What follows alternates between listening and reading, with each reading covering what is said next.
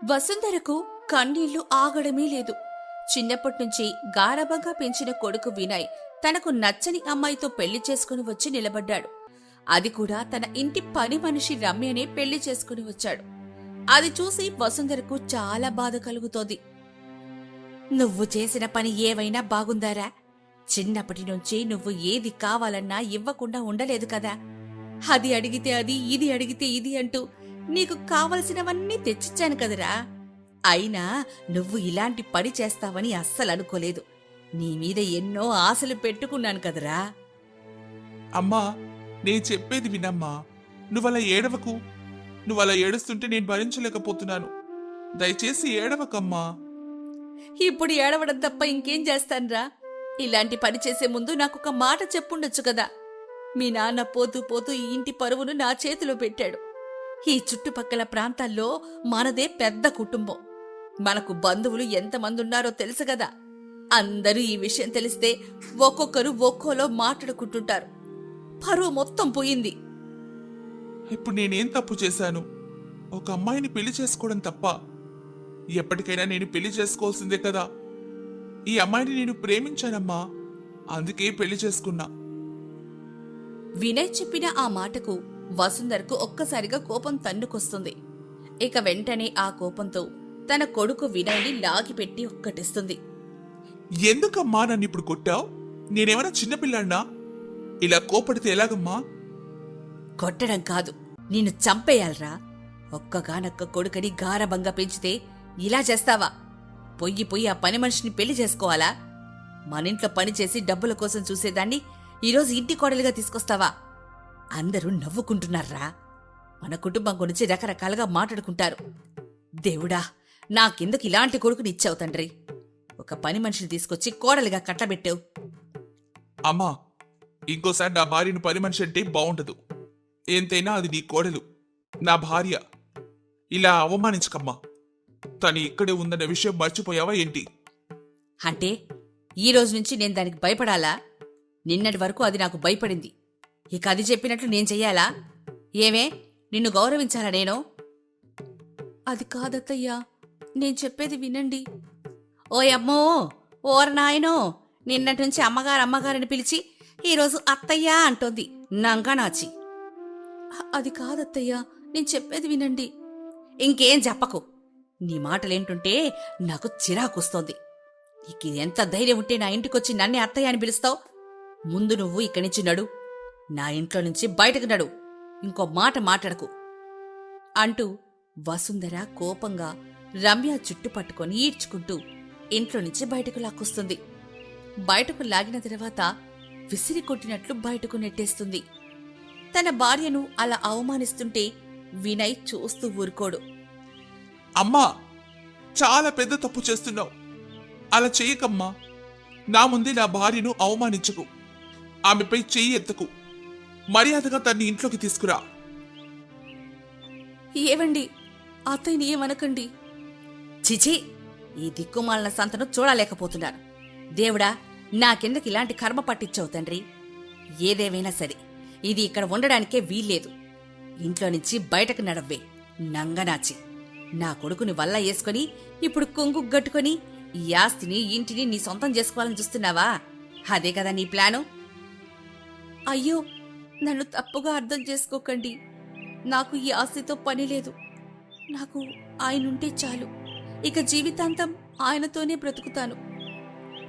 జీవితాంతమేంటే, ఇప్పుడే ఈ రోజే నా చేతిలో చస్తావు చూడు అంటూ వసుంధర ఆవేశంగా రమ్యను కొడుతుంది. అది చూసి వినయ్ భరించలేకపోతాడు. వెంటనే ఇంట్లోకి వెళ్లి ఆత్మహత్య చేసుకునేందుకు ప్రయత్నిస్తాడు. బాబు, వద్దు బాబు, వద్దు. అంత పని చెయ్యకురా. నీ మీదే ఆశలు పెట్టుకున్నా. ఆఘాయిత్యం చేసుకోకు బాబు. వసుంధర అలా బ్రతిమలాడుతూ ఉంటే గదిలో వినయ్ ఆత్మహత్య చేసుకునేందుకు ప్రయత్నిస్తూ ఉంటాడు. లేదమ్మా, నువ్వు నన్ను ఆశీర్వదిస్తావని అనుకున్నాను, కానీ ఈరోజు ఇలా చేస్తావని అనుకోలేదు.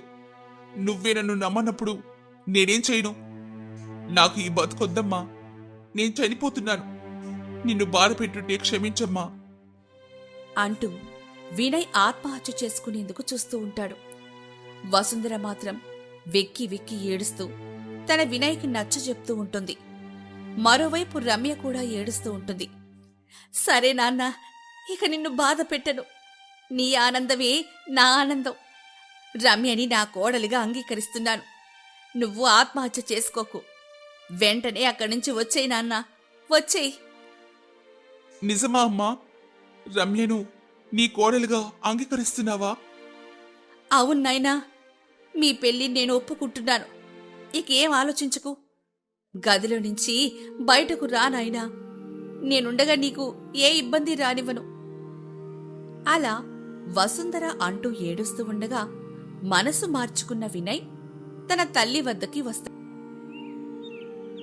వినయ్ రాగానే ఓవైపు వసుంధర, మరోవైపు రమ్య ఇద్దరు పట్టుకుని ఏడుస్తారు. ఇంకెప్పుడు ఇలాంటి పని చెయ్యకు నాన్న, నేను భరించలేనయ్యా.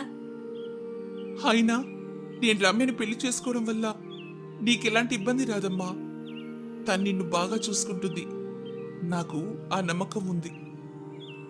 రమ్య గురించి నాకు తెలుసు బాబు.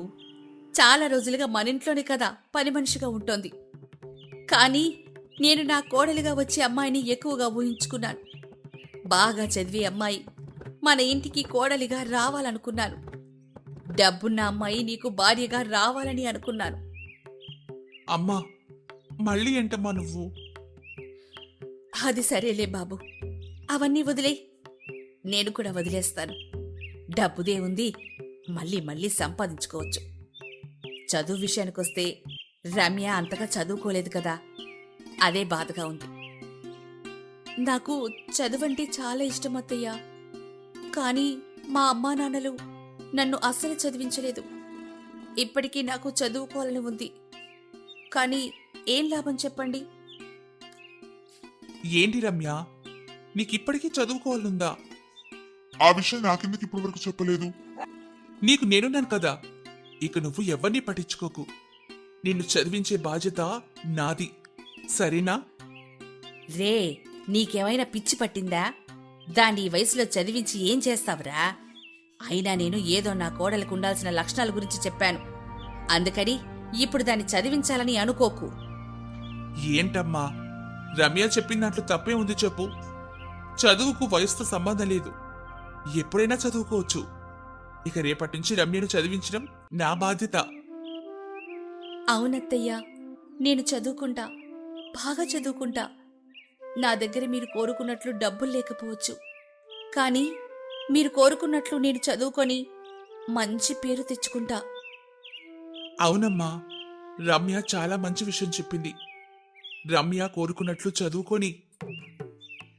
అయితే నేను చెప్పినట్టు చెయ్యాలి. రమ్య చదువైపోయిన తర్వాతనే నేను నా కోడలిగా అందరికీ పరిచయం చేసుకుంటాను. అది మీకు సమ్మతమేనా? అమ్మా, మళ్ళీ ఏంటమ్మా నువ్వు ఏదో ఒక తిరకాసు పెడతావు? తిరకాసు కాదండి, అత్తయ్య చెప్పింది నిజమే. అలా చేస్తే నాకు కూడా చాలా ఆనందంగా ఉంటుంది. సరేనమ్మా, మీ ఇష్టం. ఇక కాదంటానా చెప్పు. అలా వసుంధర రమ్య చదువుకోవడానికి ఒప్పుకుంటుంది. వినయ్ కూడా రమ్యను చదివిస్తాడు. ఇంటికి కోడలైనప్పటికీ పని మనిషిగా ఉంటూనే చదువుకుంటుంది రమ్య. కోడలు చదువుకోవడం చూసి వసుంధర పైకి గంభీరంగానే ఉన్నా లోపల మాత్రం ఆనందపడిపోతూ ఉంటుంది. అలా కొన్ని రోజులు గడుస్తాయి. రమ్య బాగా చదివి పరీక్షల్లో మంచి మార్కులు సాధిస్తుంది. డిగ్రీ పరీక్షలు పూర్తి చేస్తుంది. డిగ్రీ పాస్ అయిన తర్వాత IAS కు ప్రిపేర్ అవుతుంది. అలా కొన్ని రోజులకు కలెక్టర్ ఉద్యోగం కూడా సాధిస్తుంది రమ్య. దీంతో అత్త వసుంధర హొబ్బి తబ్బిబ్బైపోతుంది. ఒరే బాబు, నా కోడలి ఇప్పుడు సాధారణమైన మహిళ కాదురా, తను కలెక్టర్. నేను కలెక్టర్ అత్తను. అబ్బబ్బా, చెప్పుకోవడానికి ఎంత గర్వంగా ఉందో. నువ్వు కలెక్టర్ భర్తవి. చూసావా అమ్మా, ఆ రోజు నువ్వు చాలా బాధపడ్డావు, కానీ ఈ రోజు చాలా గర్వపడుతున్నావు. ఇప్పటికైనా మిమ్మల్ని అత్తయ్య అని పిలవచ్చా? అరే ఏంటమ్మా ఇలా అంటున్నావు? నువ్వు బాగుండాలనే కదమ్మా చెప్పాను. ఇప్పుడు చూడు నువ్వెంత ఆనందంగా ఉన్నావో. ఇక అందర్నీ పిలిచి పప్పన్నం పెట్టేద్దామా బాబు? ఏంటమ్మా కోడలా? మీ ఇష్టం అత్తయ్య, నా కోడలు బంగారం. అలా వసుంధర అనగానే వినయ్ రమ్యలు సిగ్గుపడుతూ నవ్వుకుంటారు. ఇక ఊరందర్నీ పిలిచి భోజనాలు పెట్టించి తన కోడలు రమ్యనే అని గర్వంగా చెప్పుకుంటుంది వసుంధర. ఇక ఆ కుటుంబం ఎంతో ఆనందంగా సంతోషంగా ఉంటుంది. రమ్యను ఆ చుట్టుపక్కల వారంతా ఆదర్శంగా తీసుకొని చదువును ఆపకుండా ముందుకు సాగుతారు. కృష్ణాపురం అనే గ్రామంలో శాంతమ్మ అనే ఒక ఆమె ఉంటుంది. ఆమె 2 కొడుకులకు పెళ్లిళ్లు చేసిన తర్వాత ఎవరి కాపురం వాళ్ళు ఉంటారు. అందరూ కూడా ఒకే వీధిలో పక్కపక్కనే ఇళ్లలో నివసిస్తూ ఉంటారు. అయితే పెద్ద కోడలు రోజాకి ఇంట్లోనే ఉండి ఏదైనా వ్యాపారం చేయాలి అన్న ఆలోచన ఎప్పటినుంచో ఉండేది. ఆ విషయం గురించి తన భర్త కిరణ్తో మాట్లాడుతూ ఉంటుంది. ఏమండి, నేను ఇంట్లోనే ఉండి ఏదైనా వ్యాపారం చేసుకుంటా అండి. ఇంట్లోనే ఖాళీగా ఉండడం నాకు అస్సలు ఇష్టం లేదు. సరే, ఏ వ్యాపారం చేయాలనుకుంటున్నావు? చెబితే దానికి ఎంత ఖర్చు అవుతుందో నేనిస్తాను. నువ్వు వ్యాపారం చేసుకో. ఆ మాటలకి రోజా చాలా సంతోషపడుతూ నాన్ వెజ్ పికల్స్ వ్యాపారం చేస్తే బావుంటుందని సమాధానం చెప్తుంది. అందుకు కిరణ్ కూడా సరే అదే చెయ్యని అంటాడు. దానికి కావలసిన డబ్బును కూడా ఇస్తాడు. రోజా ఆ డబ్బు తీసుకొని చాలా సంతోషపడుతూ వ్యాపారం మొదలు పెట్టడానికి తనకు కావలసిన అన్ని కూడా సరుకులు మార్కెట్కెళ్లి తెచ్చుకుంటుంది. ఇక ఆ రోజు సాయంత్రం అత్తగారి దగ్గరికెళ్లి, అత్తయ్య, నేను నాన్ వెజ్ పచ్చళ్ల వ్యాపారం మొదలు పెడుతున్నాను. మీరే మొదటి బోని చేయాలి. తప్పకుండా చేస్తానమ్మా. నీకేమైనా సహాయం కావాలంటే నేనొచ్చి చేస్తాను.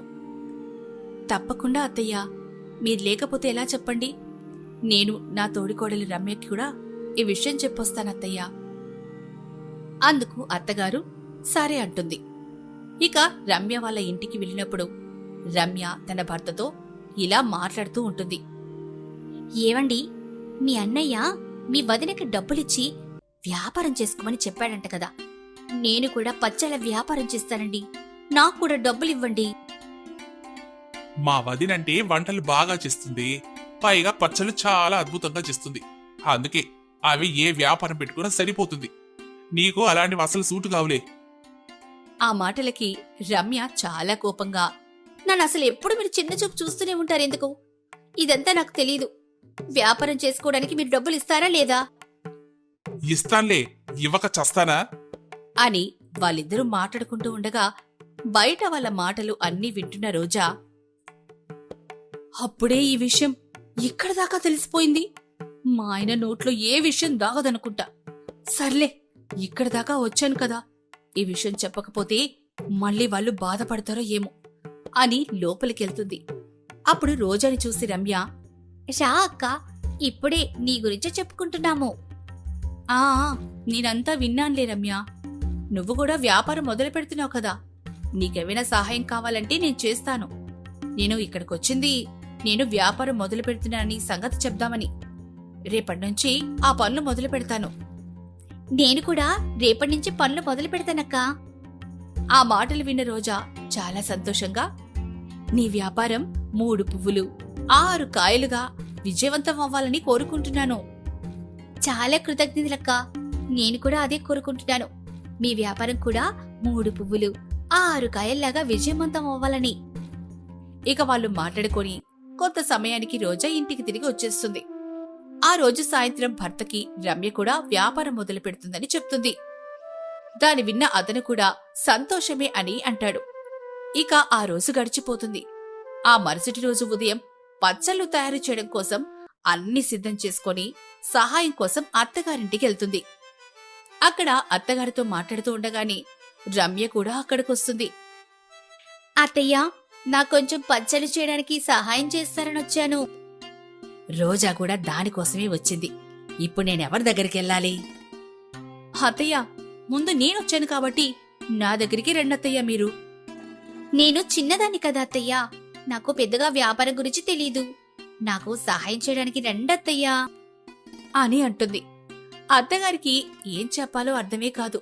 ఇక ఆలోచిస్తూ ఉండగానే ఇద్దరు కూడా అత్తగారి చేతిని ఒకవైపు పట్టుకొని ఇంకొక వైపుకు లాగుతూ ఉంటారు. మీరు నా దగ్గరికి రండని, మీరు నా దగ్గరికి రావాలి అంటూ ఆ గొడవ భరించలేక అత్తగారు పెద్దగా అరుస్తుంది. ఇక చాలా ఆపండి. నాకొక మంచి ఆలోచన వచ్చింది. మన ముగ్గురం మొదట ఎవరింటికన్నా వెళ్ళి అక్కడ వాళ్లకు సహాయం చేసి తర్వాత ఇంకొక ఇంటికి వెళ్దాం. ముందు ఎవరింటికి వెళ్లాలో మీరే ఆలోచించుకోండి.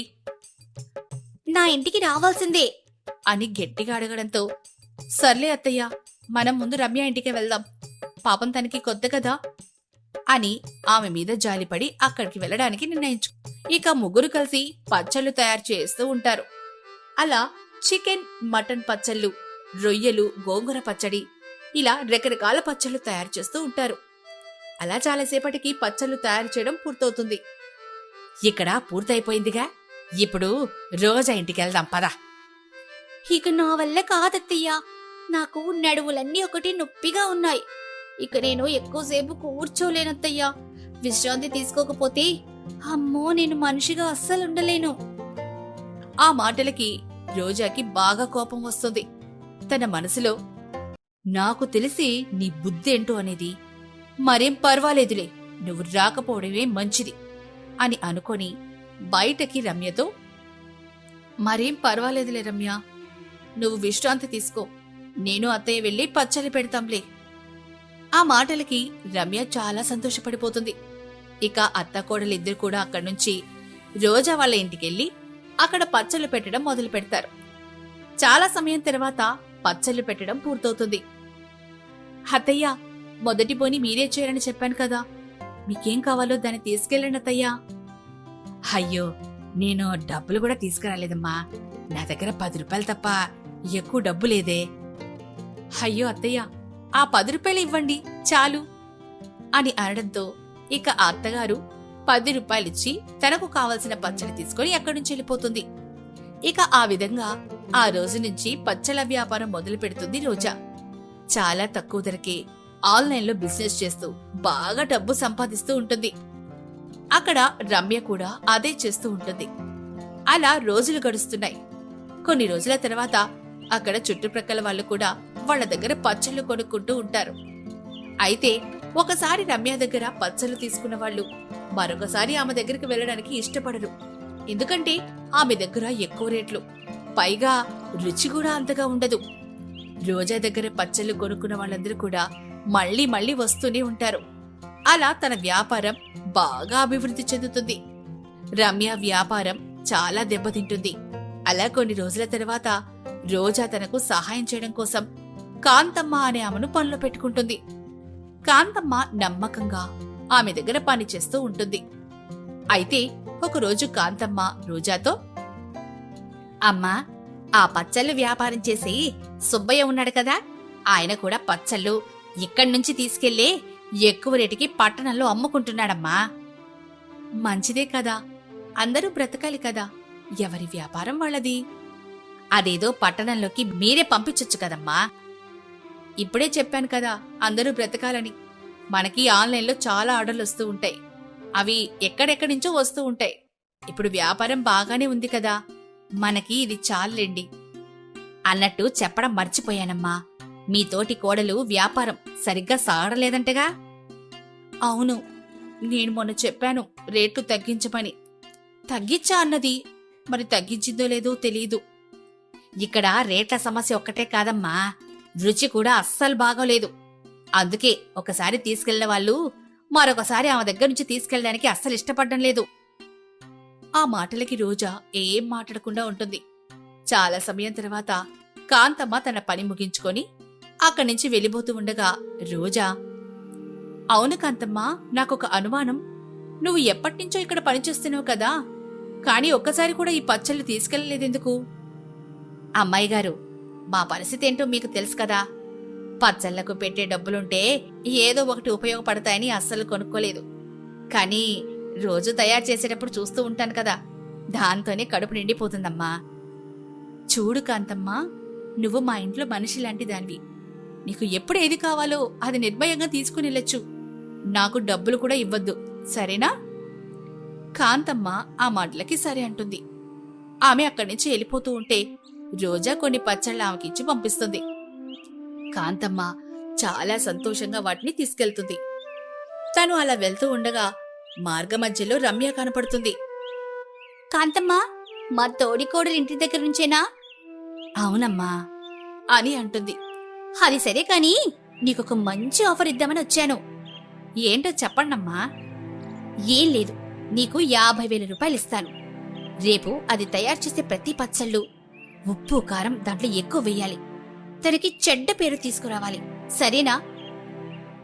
నీకెట్లా కనపడుతున్నానే నేను? నమ్మిన వాళ్ళకి ద్రోహం చేసేదానిలా కనపడుతున్నానా? అంటూ ఆమె మీదకి గొడవకు దిగుతుంది. ఆ గొడవ కారణం చుట్టుపక్కల వాళ్ళందరూ కూడా అక్కడికి చేరుకుంటారు.